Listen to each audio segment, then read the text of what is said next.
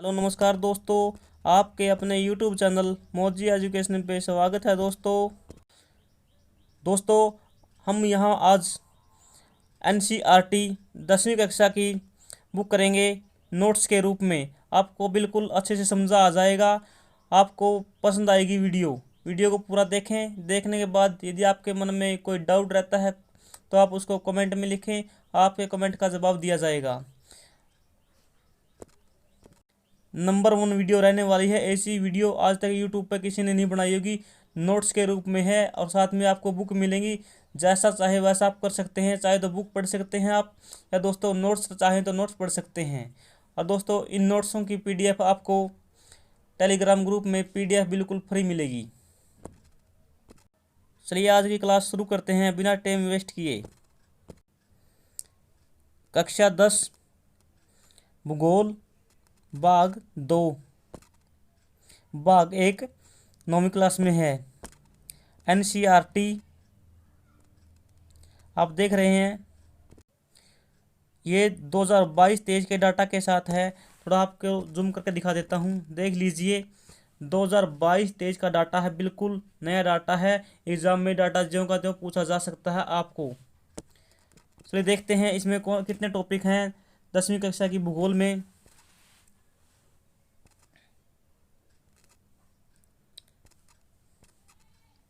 देख लीजिए दोस्तों, इसमें कितने टॉपिक हैं कुल। इसमें 6 टॉपिक हैं, 7 टॉपिक हैं। हम इन सभी टॉपिक को एक एक करके आपको इस वीडियो में कराएंगे। आशा करता हूं कि आपको वीडियो पसंद आएगी और एग्ज़ाम में आप यदि कोई ज्योग्राफी से आपका प्रश्न बनता है तो उसको 100% हल कर पाएंगे इस बुक को पढ़ने के बाद। पहला लेसन है संसाधन एवं विकास, दूसरा वन एवं जीव संसाधन। फर्स्ट लेसन है संसाधन एवं विकास। दोस्तों मैं आपको नोट्स के रूप में कराऊंगा। यदि आपको पूरी की पूरी बुक पढ़नी हो तो आप वीडियो रोककर पूरी बुक पढ़ सकते हैं, क्योंकि दोस्तों हमारा जो एम है, जो उद्देश्य है, एग्ज़ाम क्रैक करना है, न कि किसी चीज़ में मास्टर बनना। हमको मास्टर नहीं बनना है, हमको हमारा एग्ज़ाम क्रैक करना है, एग्ज़ाम क्रैकर बनना है हमको। तो हमें नोट्स पढ़ने होंगे।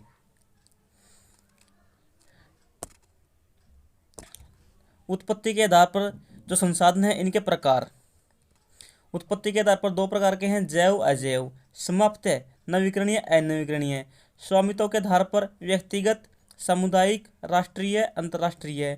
विकास के स्तर के आधार पर संभावित, विकसित, भंडार, संचित। दोस्तों ये टेबल थोड़ा ध्यान में रखना आप। इस टेबल से क्या पता कौन सा क्वेश्चन एग्जाम में बन जाए। संसाधन के 2 प्रकार हैं, प्राकृतिक और मानवीय। प्रकृति के 2 हैं, नवीकरणीय अनवीकरणीय। नवीकरणीय कौन से होते हैं? जिनका हम बार बार प्रयोग कर सकते हैं, एग्जाम में सैकड़ों बार पूछा गया है। अनवीकरणीय जिसका हम केवल एक बार प्रयोग कर सकते हैं। आगे नवीकरणीय के 2 भाग हैं। थोड़ा पेन छोटा कर लेते हैं।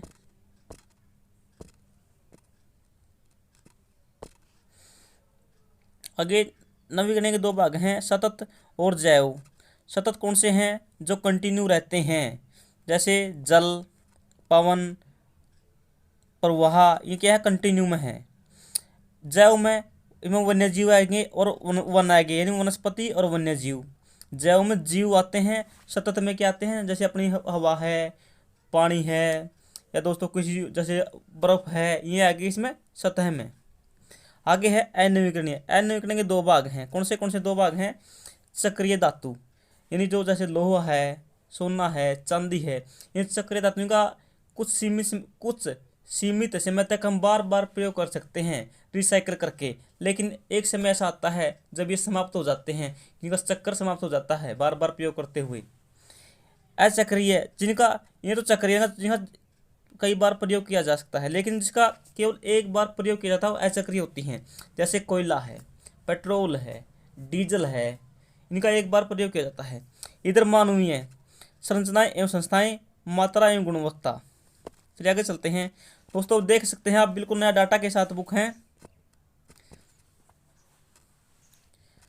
पूरे यूट्यूब चैनल पर आपको किसी ने ऐसे बुक से नोट्स के रूप में बिल्कुल नहीं कराया होगा किसी ने भी। उत्पत्ति के आधार पर संसाधनों के दो प्रकार हैं, जैव और अजैव। जैव कौन से होते हैं? जिनमें जीव हैं, जैसे मनुष्य है, वनस्पति है, प्राणी है, मछली है, पशुधन है, ये सब किस में आएंगे? जैव में आएंगे। अजैव में कौन से आते हैं? अजैव में जिनमें जीव नहीं है, जैसे चट्टानें हैं अपनी, धातुएं हैं, ये कौन से में? अजैव में। एग्जाम में आपसे पूछा जा सकता है कि कौन से जैव हैं, कौन से अजैव हैं, तो थोड़ा ध्यान में रखना आप इनको। धातु, चट्टानें अजैविक हैं जिनमें जीव नहीं है।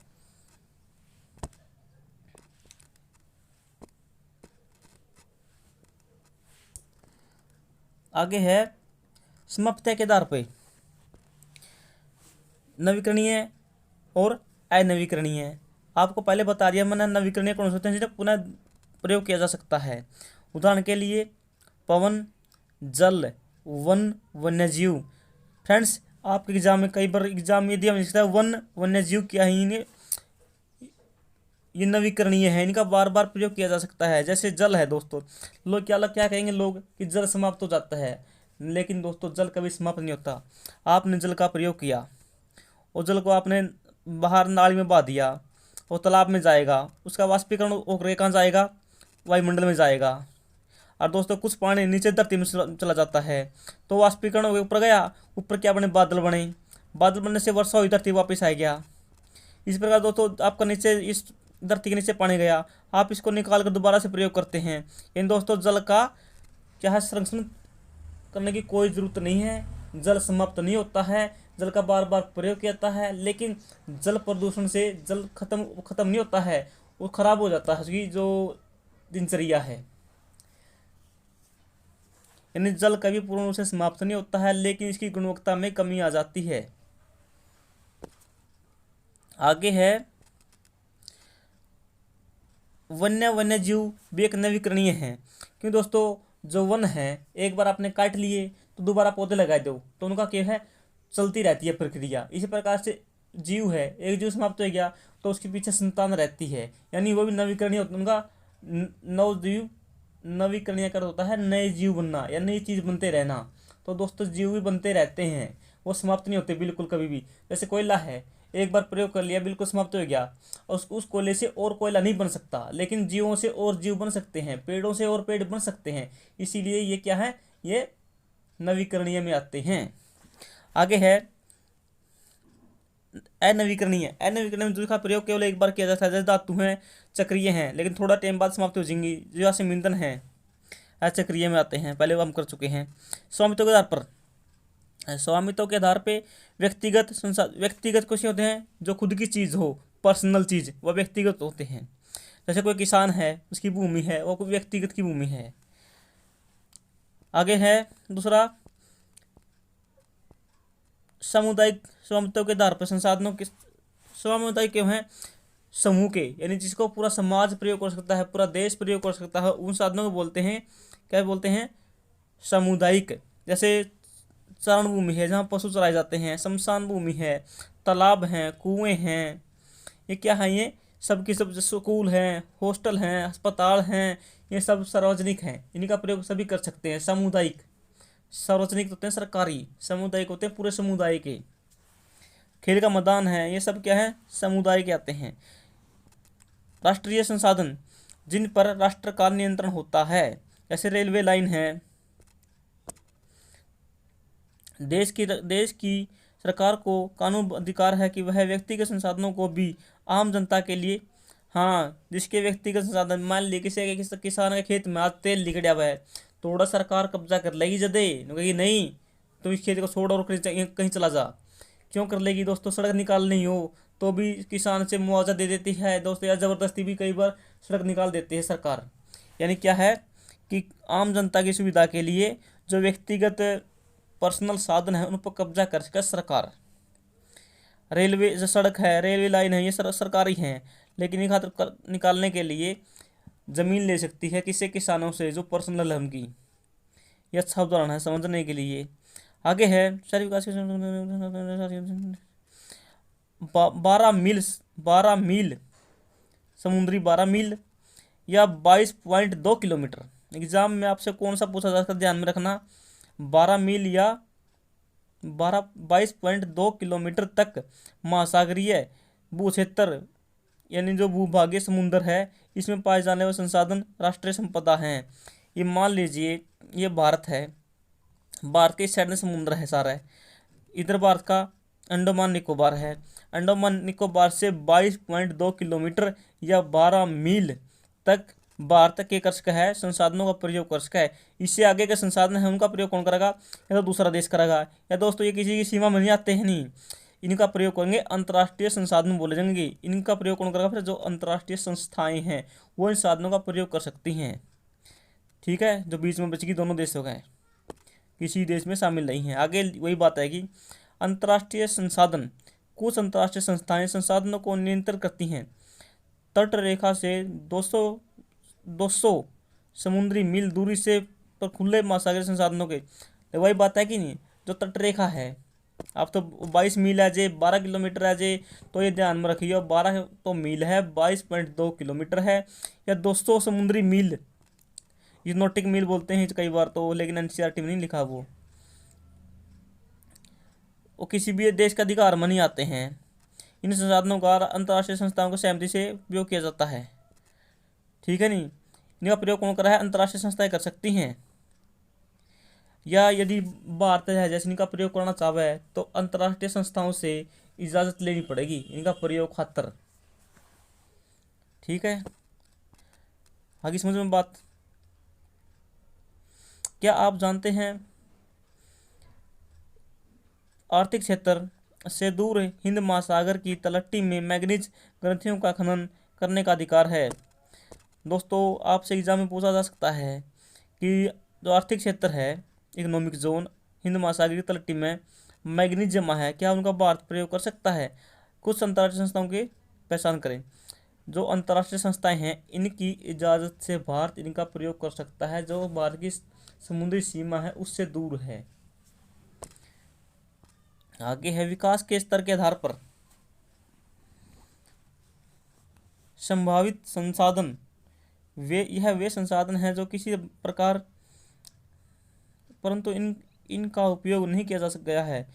संभावित है दोस्तों, आप जैसा इसके नाम से स्पष्ट है कि जिसकी संभावना है, धरती के नीचे दबे पड़े हैं लेकिन उनका प्रयोग नहीं किया गया है। भाई इतना कोयला होगा, भाई जैसे अपना राजस्थान में सौर ऊर्जा पैदा की जा सके है, व पवन ऊर्जा लगाई जा सके है, तमिलनाडु, गुजरात, केरल, कर्नाटक, राजस्थान में, लेकिन उनका प्रयोग नहीं किया गया है। तो उनकी एक संभावना है अब भी, लेकिन उनका प्रयोग नहीं किया गया है, यह बात कही इसमें। पढ़ लेते हैं आगे। उदाहरण के तौर भारत के पश्चिम भाग विशेषकर राजस्थान, गुजरात में पर्वत पवन ऊर्जा संसाधनों का अपार संभावना है परंतु इनका सही ढंग से विकास नहीं हुआ है। आगे चलते हैं। विकसित संसाधन, वे संसाधन जिनका सर्वेक्षण किया जा चुका है, उनके उपयोग की गुणवत्ता और मात्रा निर्धारित की जा चुकी है, विकसित संसाधन कहते हैं। यानी जो जिन संसाधनों का प्रयोग किया जा सका है, उनसे लाभ लिया गया है, तो ये विकसित संसाधन।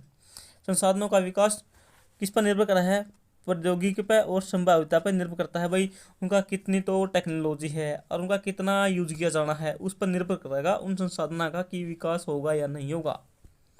आगे है भंडारण। दोस्तों भंडार का आपको पता है, धरती के नीचे बहुत सी चीज़ें दबी पड़ी हैं, वो सारी भंडार का रूप में है। जब तक उनका प्रयोग नहीं किया जाता तो वो भंडारे हैं। पर्यावरण में उपलब्ध वे पदार्थ जो मानव की आवश्यकताओं की पूर्ति कर सकते हैं परंतु उपयुक्त प्रौद्योगिकी के अभाव के कारण उनका प्रयोग नहीं किया गया है, भंडार है। आपको बताई थी जो मानव ने प्रयोग नहीं किए वो सारे भंडार हैं, जो यूज कर लिए वे विकसित हैं। उदाहरण के लिए दोस्तों एग्जाम में पूछा गया था एक बार, जो जल है किन किन गैसों से बना है, हाइड्रोजन और ऑक्सीजन से बना है। एग्जाम में पूछा गया प्रश्न है एज इट इज, बिना ऑप्शन चेंज किए। जब ज्यों के तो लिखी थी ऑप्शन, उसमें हाइड्रोजन थी ऑप्शन में, ऑक्सीजन ऑप्शन में नहीं दी थी। हाइड्रोजन ऊर्जा का मुख्य स्रोत है। हाइड्रोजन किसका मुख्य स्रोत है, ये ध्यान रखना, ऊर्जा का।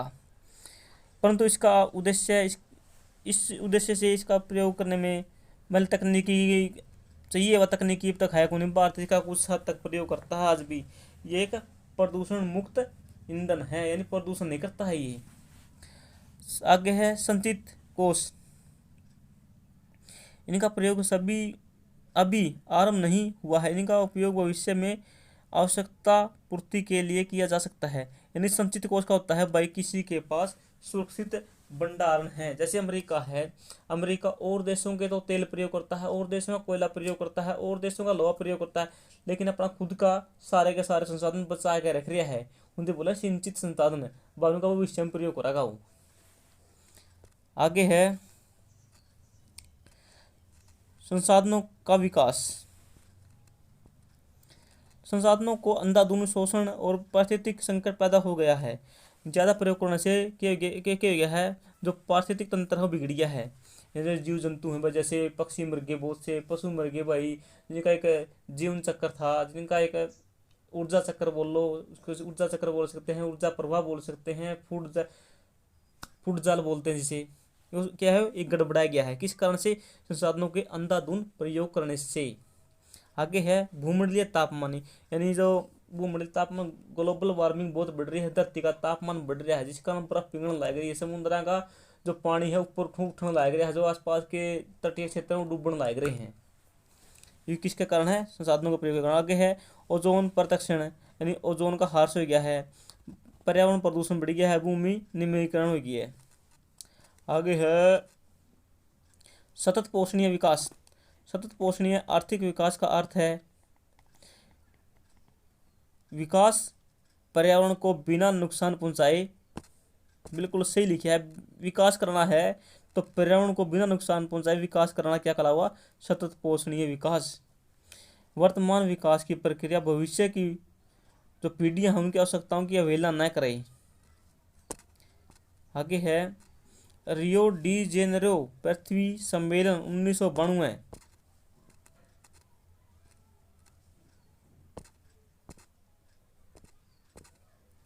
दोस्तों एग्जाम में पता नहीं कितनी बार पूछा गया प्रश्न है, रियो डी जेनेरो सम्मेलन कब हुआ था, 1992 में हुआ था।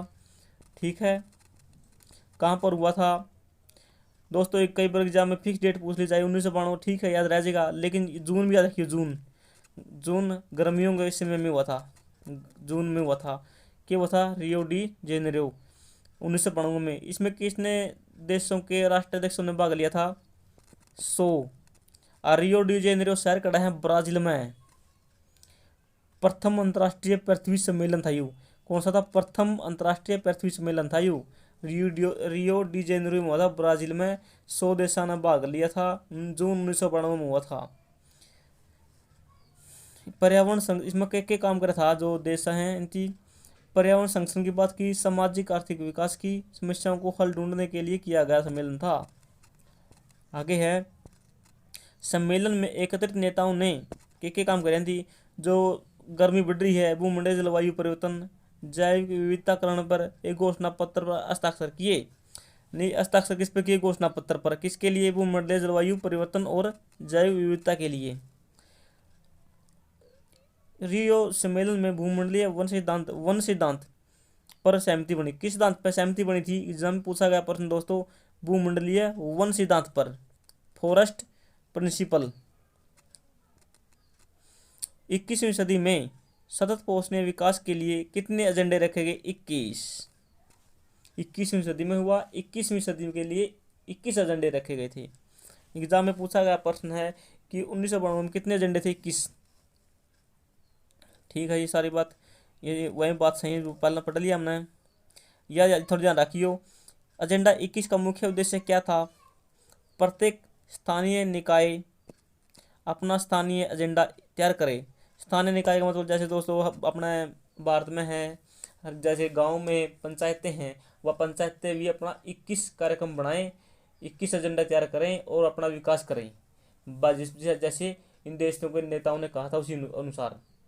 यानी स्थानीय स्तर भी ये बातें स्थानीय स्तर तक ले जानी थी, ताकि जड़ से विकास हो सके, इन समस्याओं को दूर किया जा सके। आगे है झारखंड, मध्य प्रदेश, छत्तीसगढ़ आदि प्रांतों में खनिजों और कोयले के प्रचुर भंडार हैं। दोस्तों एग्जाम में उससे पूछा जा सकता है कि भारत के किन राज्यों में जो कोयला और खनिजों के भंडार हैं। जो छोटा नागपुर पठार है खनिजों का भंडार है। जर्मनी के रूह की तह, इसे भारत का रूह क्षेत्र बोला जाता है। झारखंड, मध्य प्रदेश, छत्तीसगढ़। आगे है दोस्तों, अरुणाचल प्रदेश में किस चीज़ के प्रचुर मात्रा में भंडार हैं? जल संसाधन के। याद रखना दोस्तों, अरुणाचल प्रदेश में किस प्रकार के साधन प्रचुर मात्रा में? जल संसाधन के। राजस्थान में किस प्रकार के प्रचुर मात्रा में संसाधन हैं? पवन और सौर ऊर्जा के। दोस्तों ध्यान में रखना, बिल्कुल ऐसे के ऐसे प्रश्न उठाए जा सकते हैं आपके एग्जाम में। दोस्तों मैंने आपको नोट्स के रूप में कराने की कोशिश की है। जिन साथियों को पूरी बुक पढ़नी है वो वीडियो रोककर पूरी बुक पढ़ सकते हैं। भारत में संसाधन नियोजन एक जटिल प्रक्रिया है।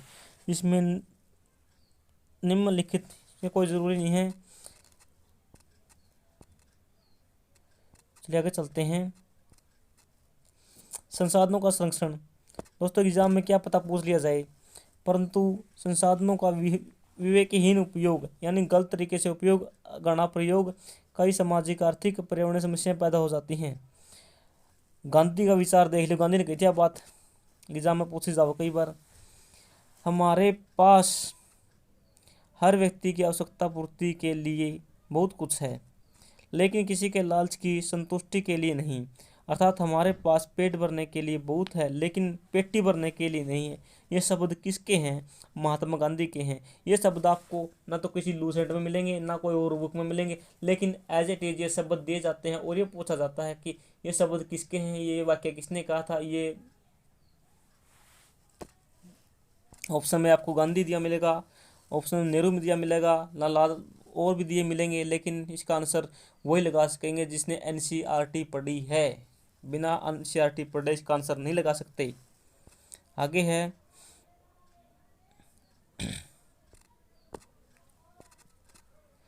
अंतर्राष्ट्रीय स्तर पर व्यवस्थित तरीके से संसाधन संरक्षण की वकालत 1968 में की गई थी।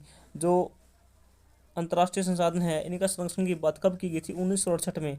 1968 में ही हरियाणा में पहली फिल्म आई थी धरती। अच्छा, क्लब ऑफ रोम ने किसने की थी? क्लब ऑफ रोम ने की थी, ध्यान में रखना इस बात को। उसके बाद 1974 में सुमेसर, किसने? 1974 में सुमेसर ने एक बुक लिखी थी, कौन सी? Small is beautiful. कौन सी? Small is beautiful. ध्यान में देखना, एग्जाम में कई बार पूछी गई बुक है। स्मॉल इज ब्यूटीफुल बुक किसकी है? सुमेसर की है। सुमेसर की है। कब लिखी गई थी? 1974 में लिखी गई थी। बहुत इंपॉर्टेंट बुक है। विषय पर गांधी के दर्शन के बारे में लिखा थी। जो बात गांधी ने कही थी वो बात दोहराई थी। 1987 में ब्रुडलैंड आयोग रिपोर्ट वैश्विक स्तर पर संसाधन संरक्षण में मूलाधार योगदान दिया। यानी किसकी बात से? ब्रुडलैंड की आयोग वैश्विक संसाधन संरक्षण में मुख्य भूमिका निभाई थी। इस रिपोर्ट में क्या की बात की गई? सतत पोषणीय विकास की बात की गई थी। चलिए आगे चलते हैं। दोस्तों आपको टाइम लग सकता है पढ़ने में, लेकिन दोस्तों पढ़ोगे तो आपको याद हो जाएगी। एक दो बार वीडियो देख लिए पक्का काम। भारत में भूमि पर विभिन्न प्रकार की भू-आकृतियाँ पाई जाती हैं, जैसे पर्वत, पठार, मैदान, द्वीप। ये भारत में पाए जाए सारे के सारे। दोस्तों आपसे एग्जाम में कई बार पूछे गए प्रश्न है कि भारत में मैदानी भाग कितना प्रतिशत फैला है? 43%। आगे है कृषि और उद्योग कितना भाग में फैले हैं? इस पर क्या कृषि और उद्योग किए जाते हैं? मैदानी भाग पर कितना परसेंट भाग पे? 43 पे। आगे है पर्वत कितना फैले हैं? 30 पे। याद रखना इसको, 30% भाग में पर्वत फैले हैं। इन पर्वतों से 12 नदियाँ निकलती, जैसे अपनी गंगा, यमुना, ब्रह्मपुत्र नदी है, सतलुज नदी है, ये सारी इन पर्वतों से निकलती है। देश के क्षेत्रफल का लगभग 27%, कितना? 27% बाकी पठारी है। ठीक है। इस क्षेत्र का खनिजों को, यानी जो पठारी भाग है इसमें क्या मिला? खनिज मिले हैं, जीवाश्म मिलते हैं, वनों के अपार संचय हैं। किसमें? पठारी भागों में। दोस्तों देख लीजिए चित्र एग्जाम में। दोस्तों इसी चित्र से एक बार एक प्रश्न बना था कि हरियाणा के पठारी भाग कितना क्षेत्र में फैला है? तो पठारी भाग 27% फैला है। पर्वत कितना में है? 30 में है। 27 और 3 30। ठीक है, 3 जोड़ दिए इसमें। इधर 43% में मैदानी भाग फैला है, 43। ध्यान में रखना इन आंकड़ों को। दोस्तों जो साथी पटवारी का एग्जाम देंगे उन खातर ये बहुत इंपॉर्टेंट पॉइंट्स हैं, वो जरूर पढ़ दी थी। बाकी तो एग्जाम नाम है उनका एग्जाम पक्के आऊँगा ही। वन, बंजर व तथा कृषि अयोग्य भूमि। गैर कृषि प्रयोजन में लगाई गई भूमि जैसे इमारतें, सड़क, उद्योग इत्यादि। प्रतिभूमि, प्रतिभूमि कौन सी होती है? स्थायी तरगा, अगोचर। इसमें कुछ फसलें बो जाते, कुछ वर्ष बो जावे हैं। यह है प्रतिभूमि। कृषि योग्य बंजर भूमि, जब 5 साल से कोई खेती नहीं की गई उसे बंजर भूमि कहते हैं। यह प्रश्न एग्जाम में पूछा जा सकता है आप पे कि जिस भूमि पर लगातार 5 साल से खेती नहीं की गई, कौन सी भूमि होती है? वो बंजर भूमि होती है। आगे प्रतिभूमि कौन सी होती है? वर्तमान प्रतिभूमि जहाँ 1 वर्ष या उससे कम समय में एक खेती न की गई हो। जब पर 1 वर्ष में खेती ना की गई हो तो वो तो है प्रति। जब 5 साल तक खेती नहीं की होगी बंजर। इन दोनों को आप आसानी से समझ सकते हैं एक दूसरे में विरोधाभास करके, तुलना करके। शुद्ध नेवल बोएगा क्षेत्र, वह भूमि जिस पर फसलें उगाई काटी जाती हैं। यानी मान लीजिए कोई भूमि का टुकड़ा है, इस पर फसल बोई जाए हैं और फसलों को काटा जावा है, तो क्या गई शुद्ध बोएगा क्षेत्र रहेगा इतना। लेकिन कुछ फसल बो दी लेकिन वर्षा नहीं हुई तो कुछ नहीं है इस पर, ना तो इस पर काटी गई लेकिन बो दी गई हो गया गैर गैर कृषि क्षेत्र। जैसे घास भूमि है, ग्रास भूमि बोलते हैं, चारा भूमि बोलते हैं, वो क्या है? एक गैर कृषि भूमि है। एक कृषि वर्ष में एक बार से अधिक बोए गए क्षेत्र को शुद्ध निवल बोया क्षेत्र जोड़कर सकल कृषि क्षेत्र निकाल लेते हैं। दोस्तों ये पटवारी के एग्जाम में ज़्यादा पूछने की संभावना है। भारत में भूमि उपयोग प्रारूप, भारत का कुल क्षेत्रफल कितना दोस्तों? क्या कितने बार पूछा एग्जाम में? 32.8 लाख वर्ग किलोमीटर है, परंतु 93% भूमि के आंकड़े उपलब्ध हैं। ये इंपॉर्टेंट है फ्रेंड्स, आपसे एग्जाम में पूछा जा सकता है कि भारत के कुल भौगोलिक क्षेत्र के कितने % आंकड़े उपलब्ध हैं? कितने? 93%। यानी 7% आंकड़े उपलब्ध नहीं है,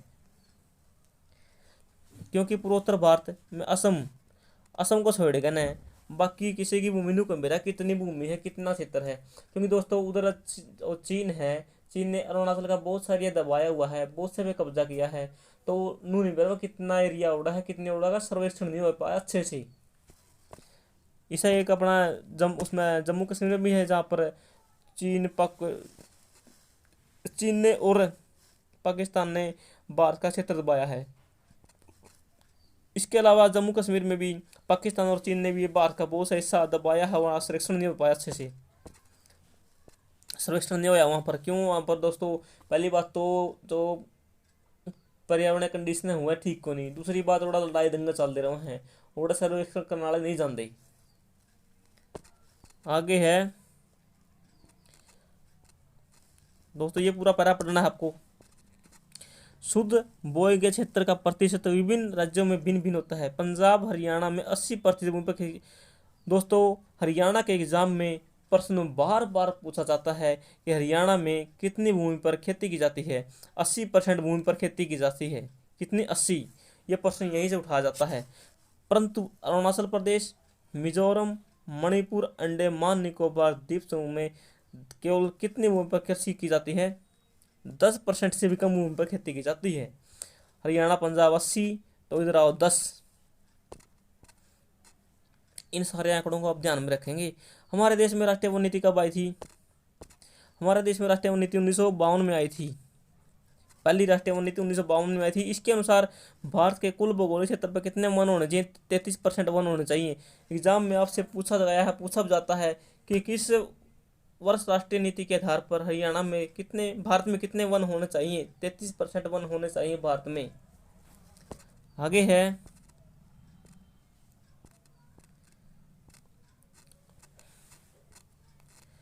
इस समय भारत में लगभग 13 करोड़ हेक्टेयर भूमि निम्नकृत है, यहीं पर तो क्या निम्नीकृत होगी है, यानी खत्म होगी है, या दोस्तों उसकी गुणवत्ता में कमी आएगी। यार बात है गुणवत्ता में कमी आएगी भूमि में, कितनी में, 13 करोड़ हेक्टेयर में।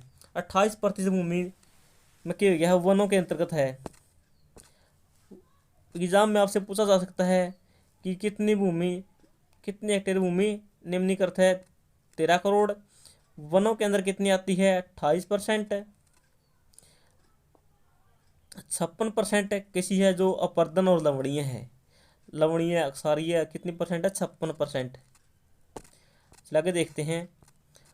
खनन के कारण झारखंड, छत्तीसगढ़, मध्य प्रदेश, आगे है भूमि निम्नीकरण के संरक्षण को पाए, यानी जो भूमि निम्नीकरण हुई किस कारण से हुई है, इसका अधिक प्रयोग करने से या निम्नीकरण होगी, यानी इसकी गुणवत्ता में कमी आएगी है। आगे है 95% आवश्यकताएं मनुष्य किसे पूरी करता है, अपनी भूमि से पूरी करता है मानव। 5% ही और अन्य से करता है, 95 में किससे करता है, भूमि से। इस समय भारत में 13 करोड़ हेक्टेयर भूमि निम्नीकृत है, यानी जो मानव द्वारा प्रयोग की गई भूमि कितनी है, 13 करोड़ हेक्टेयर भूमि भारत में प्रयोग की जाती है मानव के द्वारा। आगे है लगभग 28% भूमि निम्नीकृत वनों के यानी 28% भूमि किसके अंतर्गत आती है, वनों के अंतर्गत आती है। 56% भूमि अपर्दित और लवणीय है भारत में। अच्छा भाई, कुछ भूमि आगे ये खदान है, जड़े खदान खोदी जावे है, खनन किया जाए, और भी भूमि के वो है निम्नीकरण वो है। अपने खनन सबसे ज़्यादा कड़ा हुआ पीछे पड़ चुके हैं झारखंड में, छत्तीसगढ़ में, मध्य प्रदेश में, उड़ीसा में क्या होता है, वनों का उन्मूलन भूमि हुई है। गुजरात, राजस्थान, मध्य प्रदेश, महाराष्ट्र में अति पशुचारण के कारण क्या होता है, भूमि का निम्नीकरण होता है। यानी इनसे क्या होता है कि जो पशु अपने चारा चरते हैं उसके पाँव से मिट्टी उखड़ जाती है, वो हवा में उड़ जाती है, बारिश हुई तो पानी के साथ बहकर चली जाती है, जिससे अपरदन हो जाता है। पंजाब, हरियाणा और पश्चिम उत्तर प्रदेश में राज्य में अधिक सिंचाई के कारण भूमि का निम्नीकरण हुआ। हरियाणा के एग्जाम में पूछा जाता है कि हरियाणा में भूमि का निम्नीकरण कब हुआ, कैसे हुआ, क्यों हुआ। दोस्तों हरियाणा में भूमि का निम्नीकरण किस कारण होता है, अधिक सिंचाई कारण होता है हरियाणा में। HSSC के एग्जाम में कई बार पूछा गया प्रश्न है, और ये प्रश्न कहाँ से उठाया जाता है, यहाँ से उठाया जाता है। अति सिंचन के उत्पन्न जलाक्रांत की भूमि के कारण उत्तरदायी है। जलाक्रांत की समस्या भूमि निम्नीकरण के लिए उत्तरदायी है, जिससे मृदा में लवणीय अक्षारीय क्षमता बढ़ जाती है। दोस्तों हरियाणा के एग्जाम में पूछा गया है कि हरियाणा की मृदा कैसी है, लवणीय और अक्षारीय है, किस कारण है, अधिक सिंचाई के कारण है। आगे चलते हैं। देखिए कुछ ये बात है अपना इस पर लिखने एग्जाम लिखी है, पढ़ सकते हैं आप वीडियो को रोककर, बाकी अपना काम की बात को नहीं है। अपना एग्जाम क्रैक कराना है, मास्टर को नहीं बनना किसी चीज़ का। यह बात थोड़ा ध्यान से देख लियो। भूमि निम्नीकरण है समस्या को सुलझाने के कई तरीके हैं। वनारोपण, चरागाह का उचित यानी अधिक से अधिक पेड़ लगाओ। जो चरागाह हैं, जो पशु चरा हैं, उन पर रोक लगाओ, पेड़ लगाए जाने चाहिए। जिसे बोला है शेल्टर बेल्ट। पशु चारा नियंत्रण, रेतीले टिल्लों का कांटेदार झाड़ियाँ लगाकर छित्र करना। बनाने की प्रक्रिया से भी भूमि कटाव को रोका जा सकता है, यानी भूमि के कटाव को किस प्रकार से रोकना है, वे प्रबंध किए जाएंगे, उसने कहेंगे भूमि का निम्नीकरण का उपाय। बंजर भूमि में उचित प्रबंध करके, खनन नियंत्रण करके, औद्योगिक क्षेत्र का जो मल्य कचरा निकला है, जो परिष्कृतकरण पदार्थ निकले हैं, उनको उचित स्थान पर उचित प्रकार से निपटारा करना चाहिए। आज तो क्या कर रहे हैं कि कुछ भी निकलो नदी में बहते हैं, नदी सारी प्रदूषित कर दी फैक्ट्रियां। तो भूमि मृदा संसाधन, मिट्टी तथा अथवा या दोस्तों आप पढ़ लियो, कोई खास बात को नहीं, संसाधन का रूप में दिया मिट्टी की एक नवीकरणीय योग्य प्राकृतिक संसाधन है। नवीकरण है, ये भी क्या है, नवीकरण है। कुछ सेंटीमीटर की गहराई मृदा बनने में कितना समय लगता है, करोड़ों वर्ष लग जाते हैं। कितने, करोड़ों वर्ष, लाखों वर्ष लगते हैं। कितने, आपसे एग्जाम में पूछा जा सकता है कि 1 सेंटीमीटर मृदा परत बनने में कितना समय लगता है, लाखों वर्ष लगते हैं। आपके ऑप्शन में दिया मिलेगा लाखों, हजारों, सैकड़ों, तो आपको कौन सा आंसर लगाना है, लाखों। मेरे पे भी गलती में निकल गया था करोड़ों, लाखों वर्ष लगते हैं। आगे चलिए, आगे चलते हैं।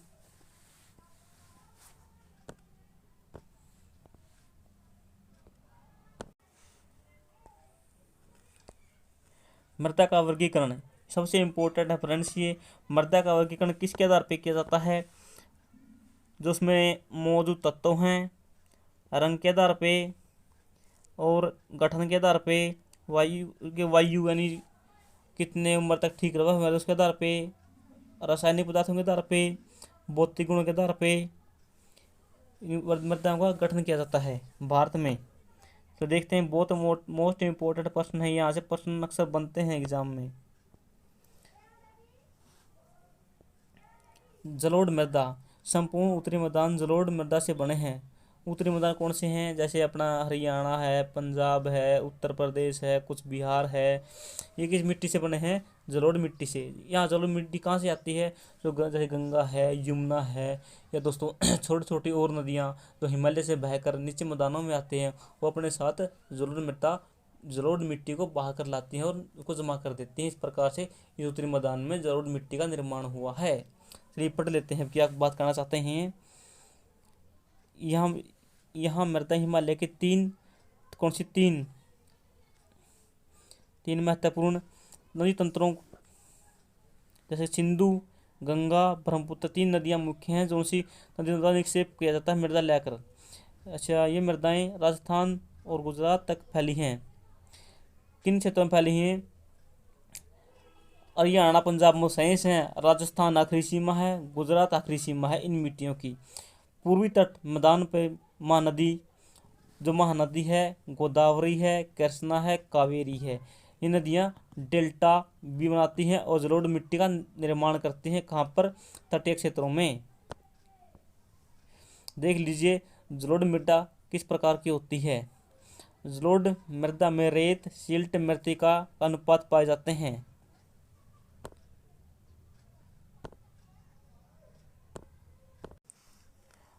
आप आगे मैप की सहायता समझ सकते हैं आसानी से कि कौन सी मिट्टी कहाँ पर पाई जाती है। चलिए मैं आपको थोड़ा बता देता हूँ आइडिया। जो पर्वतीय मिट्टी है कहाँ पाई जाती है? जम्मू कश्मीर में, हिमाचल प्रदेश में, उत्तराखंड में, और इधर सिक्किम में पाई जाती है। सिक्किम में पाई जाती है और इधर अरुणाचल प्रदेश में। कौन सी मिट्टी? पर्वतीय मिट्टी। जलोढ़ मिट्टी आप देख रहे हैं कि जलोढ़ मिट्टी कहाँ, ये सारी जलोढ़ मिट्टी है, यहाँ तक यहाँ तक देख लीजिए।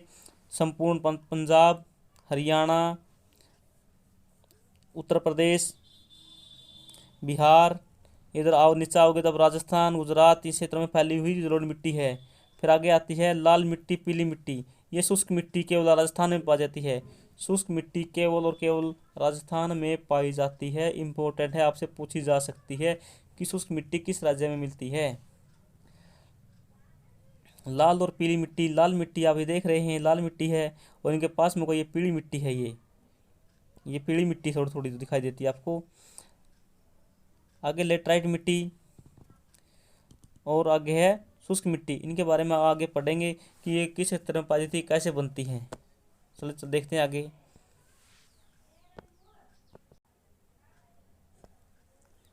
आगे है नदी घाटियों के ऊपरी, जो नदी घाटी के ऊपरी भाग है उन्हें ढाल मंद या बंग लिख के मंद आएगा। यहाँ पर मैंने खुद लिखा, पर दोस्तों मेरे खुद के नोट्स हैं, मैं भी इन्हीं नोट्स से पढ़ता भी था पहले भी।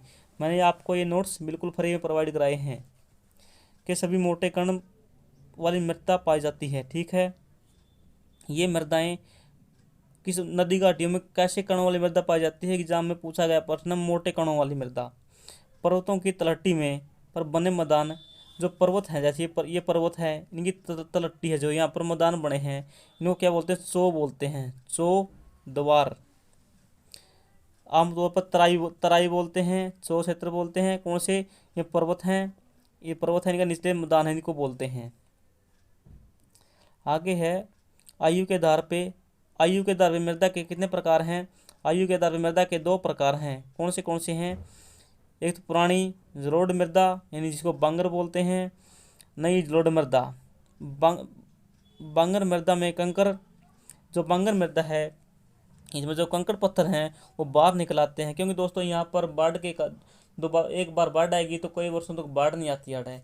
बाढ़ नहीं आती तो दोस्तों ऊपरली मिट्टी है जो वो हवा के साथ उड़ के चली जाती है और नीचे से कंकड़ पत्थर निकल आते हैं। दोस्तों ये मिट्टी मोस्टली हरियाणा में मिलती है, क्योंकि हरियाणा के जो ऊंचे ऊंचे भाग हैं जहाँ पर प्रतिवर्ष बाढ़ नहीं आती है, वहाँ पर इसी मिट्टी पाई जाती है। लेकिन जहाँ पर प्रतिवर्ष बाढ़ आती है, जहाँ पर प्रतिवर्ष बाढ़ आती है वहाँ पर कौन सी मिट्टी पाई जाती है? खादर।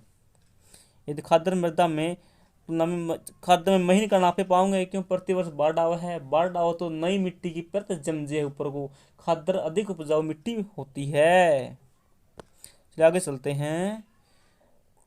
जलोढ़ मृदा बहुत उपजाऊ होती है। कैसी होती है? बहुत उपजाऊ मिट्टी होती है, वास्तव में उपजाऊ होती है दोस्तों। हरियाणा, पंजाब, यूपी में यही मिट्टी पाई जाती है। इसी कारण से यहाँ पर चावल, गेहूं की बहुत अच्छी फसलें होती हैं और हरित क्रांति का सबसे अधिक प्रभाव भी यहीं पर पड़ा है। इस मिट्टी में क्या क्या पाए जाते हैं? पोटास, फास्फोरस, चूना युक्त। इसमें कौन सी फसलों में है? गन्ना, चावल, गेहूं, सारी फसलें हैं लगभग। इसमें दलहन भी होगा अच्छी।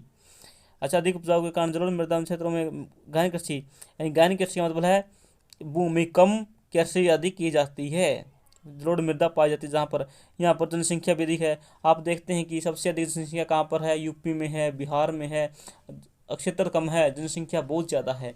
इस प्रकार से हरियाणा, पंजाब में जनसंख्या बहुत ज़्यादा है, लेकिन जो भूमि है वो कम है। यहाँ पर थोड़ी भूमि पे अधिक कृषि की जाती है।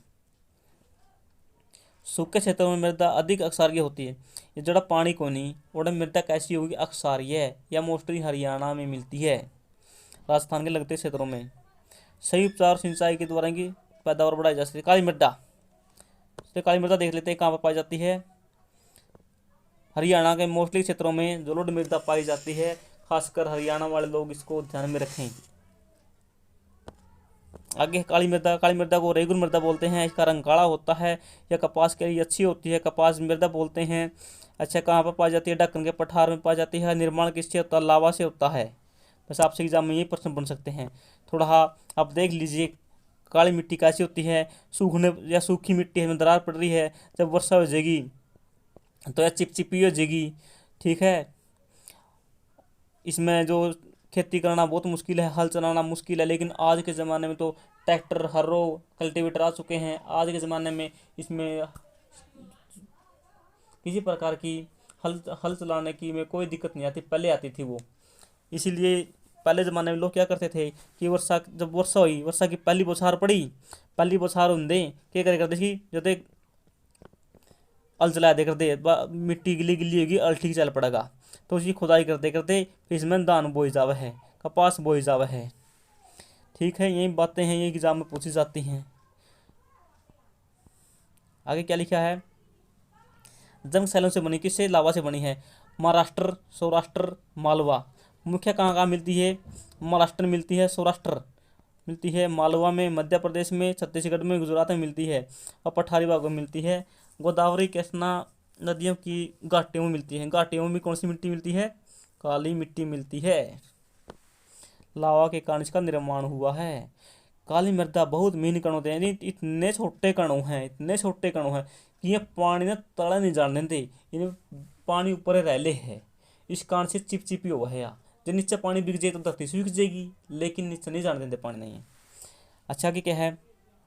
इसमें कैल्शियम कार्बोनेट और मैग्नीशियम, पोटासियम, चूना तत्वों भरपूर होते हैं।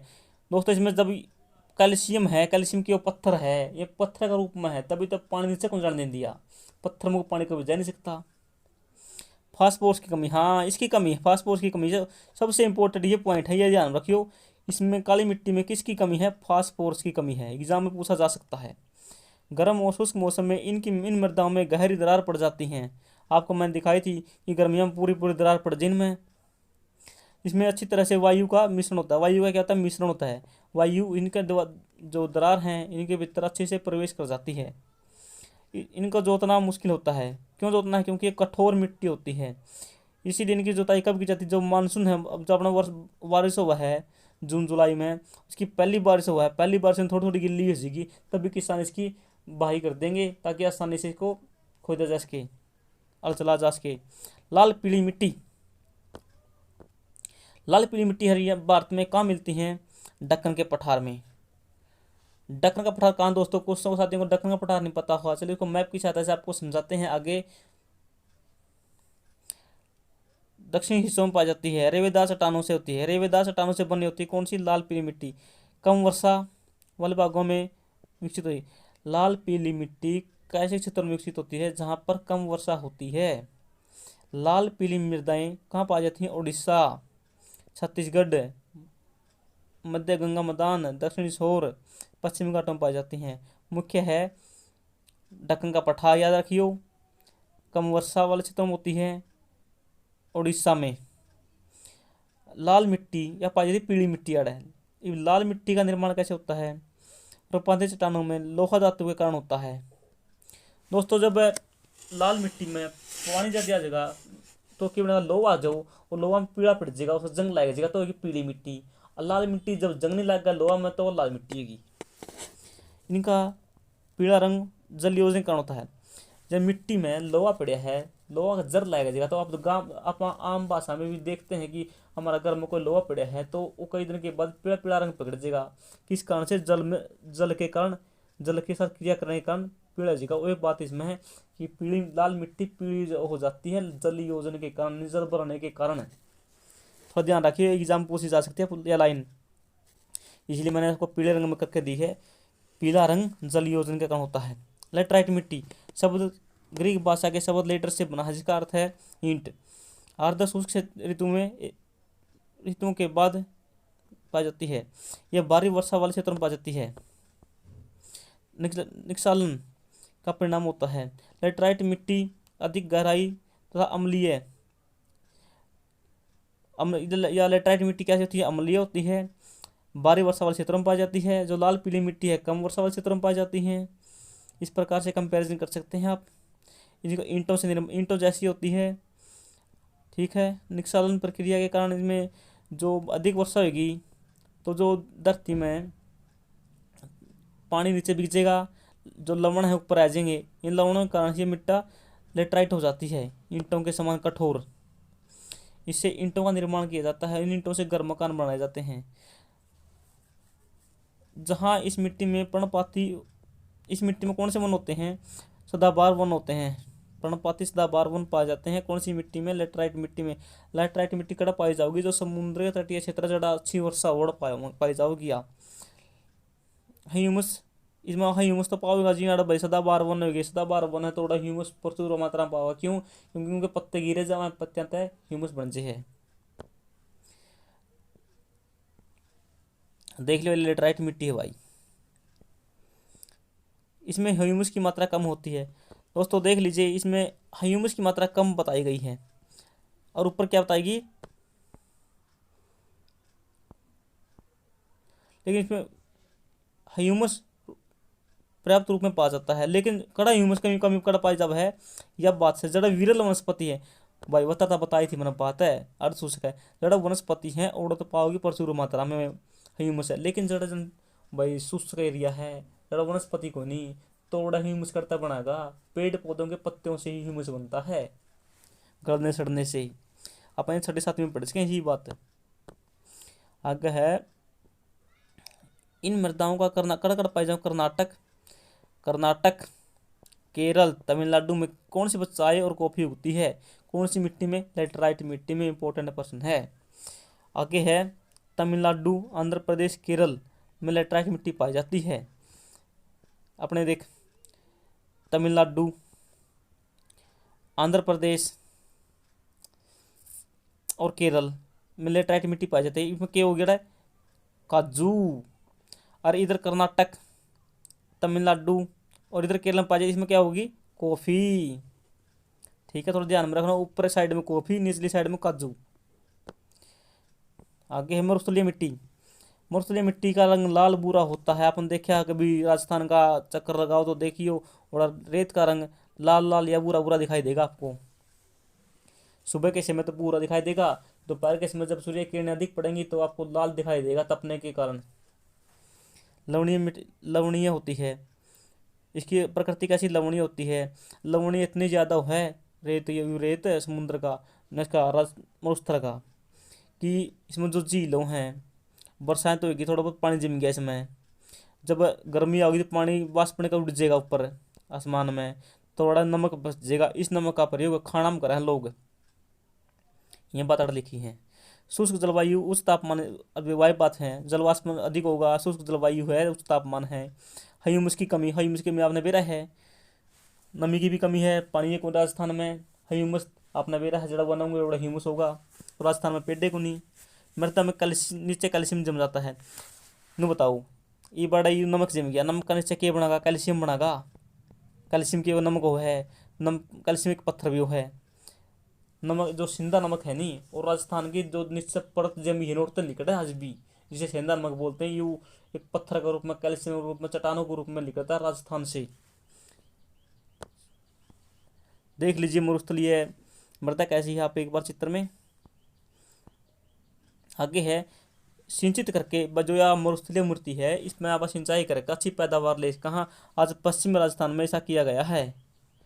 ये जो अपनी नहर निकली है नहीं, गग्गर नहर जावा है, इंदिरा गांधी नहर जावा है, इस नहर ने कुछ सुधार कर दिया राजस्थान में। आगे है वन मृदा, वन मृदा आपको बेरा है जिसमें वन ज़्यादा होंगे, वन कड़ा है ज़्यादा, पहाड़ा में ज़्यादा वन है, जड़ा खेती नहीं की जा सकती, पर्वतीय क्षेत्रों में पाई जाती है, पर्याप्त वर्षा होती है। जड़ा वर्षा होगी और तो कैसे होंगे, कौन जड़ा वन उगेंगे। जैसे अपना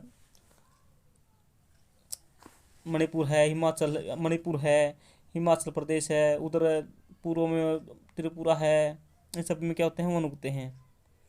आगे है मृदा अपरदन संरक्षण। आपको इस बात का भली भांति पता है कि मृदा अपरदन क्या होता है, इसकी छोटी छोटी बातें हैं, बताने की जरूरत कोई नहीं होगी। प्रकृति के कार्य कौन कौन से, मृदा अपरदन के पानी का शब्द बिरहा है, जल का शब्द बिरहा। लेकिन दोस्तों हिमानी भी क्या करती है, अपरदन करती है, प्राकृतिक है, ध्यान में रखिए थोड़ा। हाँ भूल जी पेपर में।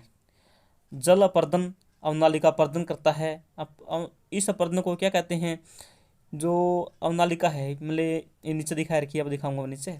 यू जल आया, इतनी जो गहरी गहरी नाली बना दे है, यू इसे बोलेंगे अवनालिका अपरदन।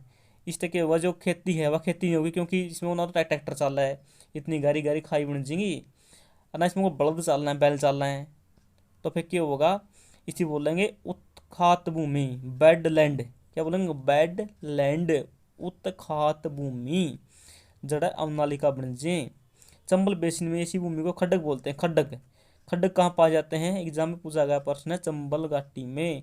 कौन सा अपरदन है, अवनालिका अपरदन है। किस कारण से होता है, जल के कारण से होता है, बेडलैंड भी बोल सकते हैं इसको। ऊपरी मृदा घुलकर जल के साथ बह जाती है, ऊपर की मृदा है जल के साथ घुलकर चली जाती है, इसे बोलते हैं चादर अपरदन। एग्जाम में पूछा गया प्रश्न है, चादर अपरदन कौन करता है, जल करता है, ऊपरी मृदा को बह कर ले जाता है, उसे क्या होता है, चादर अपरदन, शीट इरोजन होता है।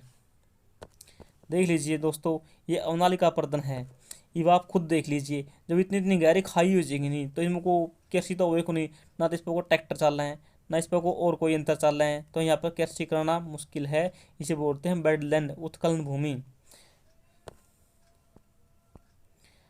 आपको चादर अपरदन, शीट अपरदन मैंने बता दिया है। मान लीजिए ये कोई खेत है या भूमि है, ठीक है, यहाँ से जल चला इसके ऊपर से, इसके ऊपर को जल चला तो क्या करेगा, मिट्टी को बहाकर अपने साथ ले जाएगा एक परत के रूप में। एक परत को पहले ले जाएगा, फिर दूसरी परत को ले जाएगा, इस प्रकार से परत परत परत परत करके पूरी मिट्टी की उपजाऊ शक्ति को अपने साथ बह कर ले जाता है जल। तो जो नीचे मृदा बच जाती है वो क्या होती है, बंजर हो जाती है। आगे है ढाल वाली भूमि पर समोच्च रेखाओं का समांतर हल चलाने से ढाल के साथ जल बहाकर गति घटती जाती है, इसे समोच्च कहते हैं। यह बात ठीक, बिल्कुल ठीक है। जरा समोच्च रेखाएं हैं, जो पहाड़ी एरिया है अपना, उत्तराखंड है, हिमाचल प्रदेश है, जम्मू कश्मीर है, और जो कृषि की जाती है वो किस प्रकार से की जाती है, समोच्च जुताई करके, कंटूर, ये इस प्रकार से कृषि की जाती है वहाँ पर। इस प्रकार से क्यों की जाती, क्योंकि पहले यहाँ पर पानी आएगा, फिर उसके बाद यहाँ पर आएगा, इस प्रकार से ये का कटाव नहीं होगा, ठीक है। सोपान बनाकर, कई बार सोपान बना के एक ये कर दी, फिर उसके नीचे ऐसे ऐसे सोपान बना के कृषि की जाती है। इससे क्या होता है कि इससे जो मृदा अपरदन है वो नहीं होता। पश्चिमी हिमाचल प्रदेश में इस प्रकार की कृषि सीढ़ीदार या सोपान कृषि की जाती है। कहाँ पर, हिमाचल प्रदेश, उत्तराखंड। बड़े खेतों की पट्टियों को बांट, ये अलग होगी। बड़े खेत हैं, जो बड़े बड़े खेत हैं,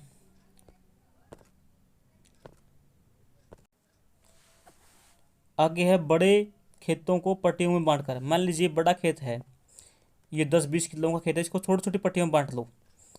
छोटी छोटी पट्टियों में बांटने से क्या होगा कि जो जल है वो अपर्दन नहीं कर पाएगा, उसको मेड बना के रोका जा सकता है। जैसे इसमें जल को रोक दिया, इसके जल को इसमें रोक दिया, ये सारा जल एक एक जगह इकट्ठा हो जाएगा तो ये बाढ़ मेड को तोड़ देगा। इसे छोटी छोटी मेड बनाओ, जल को इकट्ठा कर लो। ऐसी कैसी राजस्थान में की जाती है जहाँ पर छोटी छोटी क्यारियाँ की जाती है, जहाँ पर भूमि समतल नहीं होती। ऐसी कैसी हमारे गाँव में भी की जाती है जहाँ पर कुछ मरुस्थलीय एरिया है थोड़ा। हाँ, तो मुझे इसीलिए इस बात को अच्छे से बेरा है, जिसे हम टिब्बा बोलते हैं। घास की पट्टियाँ उगाई जाती हैं, पट्टियों में बांट दिया। ये घास की पट्टियाँ कैसे तो उगा देते हैं? पवनों द्वारा पवन प्रदन रोकना है तो घास की पट्टियाँ उगाओ। जैसे ये इसका है, इसको ऐसे यहाँ पर घास उगा दो, यहाँ पर घास उगा दो, यहाँ पर घास उगा दो। ये पानी आओगा या हवा होगी जो इसको अपर्दन नहीं कर पाओगे, हवा या मिट्टी ने फंस कर रह जाएगी, ऊपर नहीं उड़ेगी। यह बात कवाड़ है। तरीके से कृषि पट्टी स्ट्रीम कहते हैं। दोस्तों HSS के एग्जाम में पूछा गया है कि जो राजस्थान से हवाएं आती है उसको कैसे रोका जाता है, जो वर्ष लगाकर रोका जा सकता है, मृदा अपरदन को कैसे रोका जा सकता है, घास की पट्टियां बनाकर रोका जा सकता है। एग्जाम में पूछा गया प्रश्न है HSS के। जिन्होंने पिछले पेपर किए उनको अच्छे से इस बात का पता है। आगे है पट्टी कृषि कहते हैं, इसको पट्टी कृषि बोलते हैं। पट्टियों में बड़ी खेत को बांटना, उसे घास लगाना बोलते हैं। पेड़ों को कतारों में लगाकर रख मेखला कहते हैं, वह राजस्थान वहाँ की जगह है जो पेड़ लगाए जाएंगे। राजस्थान है वाले यू, इधर राजस्थान है, इधर हरियाणा है, इधर पेड़ लगाए जाएंगे क्योंकि जो राजस्थान था वाव की और इन पेड़ टकराएगा, जो मिट्टी है वाड़े रह जाएगी, हरियाणा करनी नहीं आओगी क्योंकि इससे यदि पेड़ नहीं होंगे नहीं तो अब अपने साथ आसानी से उड़ा कर रेत लिया होगी हरियाणा में, और हरियाणा में भी मरुस्थल बन जाएगा। इसी कारण से पेड़ लगाए जाए हैं राजस्थान की सीमा पर, ताकि हरियाणा में क्या नहीं हो, रेत का प्रसार अधिक नहीं हो। फ्रेंड्स ये प्रश्न बहुत इंपॉर्टेंट आपके लिए एग्जाम में एज इट इज कई बार यहाँ से प्रश्न उठा लिए जाते हैं बिना ऑप्शन चेंज किए। लोहा ऐसे किस प्रकार का संसाधन है? दोस्तों हमने देखा था लोहा अनवीकरणीय है लेकिन चक्रीय है, चक्रीय है, अनवीकरणीय और चक्रीय है, यह ध्यान में रखियो। पंजाब में भूमि निम्नीकरण का क्या कारण है? पंजाब में अधिक सिंचाई की जाती है, हरियाणा और पंजाब में अधिक सिंचाई की जाती है जिस कारण से भूमि निम्नीकरण है। निम्नलिखित में से किस प्रांत में सीढ़ीदार खेती की जाती है? उत्तराखंड में। जो सीढ़ीदार खेती ऐसी की जाती है आपको बताई थी मैंने, हिमाचल प्रदेश उत्तराखंड में इस प्रकार की कृषि की जाती है जिससे मृदा अपरदन रुक जाता है।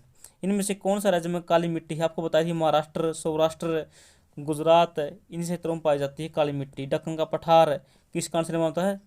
लावा से निर्माण हुआ है। दोस्तों बस यही पार्ट लेसन था, ये लेसन ये समाप्त होता है। अगले लेसन में फिर मिलते हैं।